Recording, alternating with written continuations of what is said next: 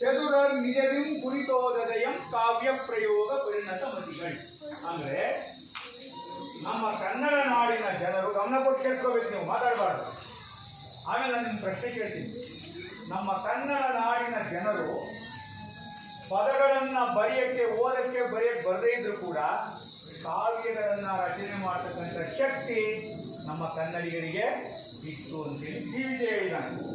ನೀವು ಮುಂದೆ 7, 8ನೇ class SSLC ಹೋದಾಗ ಗೊತ್ತಾಗ್ತದೆ ಹೇಗೆ ರಚನೆ ಮಾಡ್ತಾ ಇದ್ರು. ಅಂದರೆ ರಾಗಿ ಬೀಸ್ತಾ ಇದ್ರು. ಗೊತ್ತಾ ನಿಮಗೆ ರಾಗಿ ಬೀಸೋದು?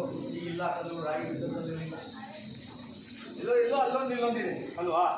ರಾಗಿ ಬೀಸ್ತಾ ಇದ್ರು. ಆ ರಾಗಿ ಬೀಸುವಾಗ ಕೈ ವ್ಯಾಯಾಮನೂ ಆಗೋದು, ಜೊತೆಗೆ ನಮಗೆ ಕಷ್ಟ ಆಗಿದೆ ಕೆಲವು ಹಾಡುಗಳನ್ನು ಕಟ್ಟೋದು. ಬೀಸೋ ಕಲ್ಲಿನ ಪದ ಅಂತ, ಅದು ಕೂಡ ಜನಪದ ಗೀತೆ. ಆಮೇಲೆ ಭತ್ತದ ಪೈನ ನಾಟಿ ಮಾಡೋರು ಗದ್ದೆಗಳಲ್ಲಿ ನೋಡಿದ್ದೀರಾ? ನೋಡೋ ಮಾತಾಡಬಾರ್ದು. ಏನಿದೆ ಏನು ಮಾತಾಡಿ ಮಾತ್ರ ಮಾತಾಡಬೇಕು. ಏನು ಮಾತಾಡಿದ್ರೆ ಎತ್ತಿನ್ಕೊಂಡು ಮಾತಾಡ್ಬೇಕು. ನೀವು ಏನು ಮಾತಾಡಬಾರ್ದು. ಗೊತ್ತಾಗ ಮಗ? ಏನೇನು ಹೆಸರು ಜಾಸ್ತಿ ಮಾತಾಡಬಾರ್ದು. ನಾನು ಹೇಳಿ ಕೇಳಿಸ್ಕೋಬೇಕು. ಆಮೇಲೆ ನಾನು ನಿಮ್ಗೆ ಪ್ರಶ್ನೆ ಕೇಳೋ ಉತ್ತರ ಹೇಳಬೇಕು ನೀವು. ರಾಗಿ ಬೀಸುವಾಗ ಆಮೇಲೆ ಭತ್ತವನ್ನು ಕುಟ್ಟೋರು.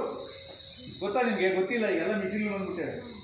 ಮುಂದೆ ನೀವು ಮದುವೆಗಳಾಗಿ ಮಕ್ಕಳು ಮೊಮ್ಮಕ್ಕಳಾಗ ಕಾಲಕ್ಕೆ ಇವೆಲ್ಲ ಮದುವೆಗಳು ಹೊರಟೇ ಹೋಗ್ತದೆ. ಭತ್ತ ಕುಟ್ಟೋರಿ, ಆ ಕುಟ್ಟೋರು ಕೂಡ ಹಾಡು ಹೇಳ್ತಾ ಇದ್ರು. ಭತ್ತದ ಪೈರು ನಾಟಿ ಮಾಡೋರು ಹಾಡು ಹೇಳ್ತಾ ಇದ್ರು. ಇದಲ್ಲದೆ ಹೆಣ್ಣು ಮಕ್ಕಳು ದೊಡ್ಡವರಾದಾಗ ಒಸ್ಕೆ ಅಂತ ಹಾಕೋರು. ಗೊತ್ತಲ್ಲ ನಿಮಗೆ? ಆ ಒಸ್ಕೆ ಹಾಕುವ ಕೆಲವು ಸೋಬಾನೆ ಪದಗಳನ್ನ ಈ ಜನಪದದಲ್ಲಿ ಹಲವಾರು ಪ್ರಕಾರಗಳಿವೆ.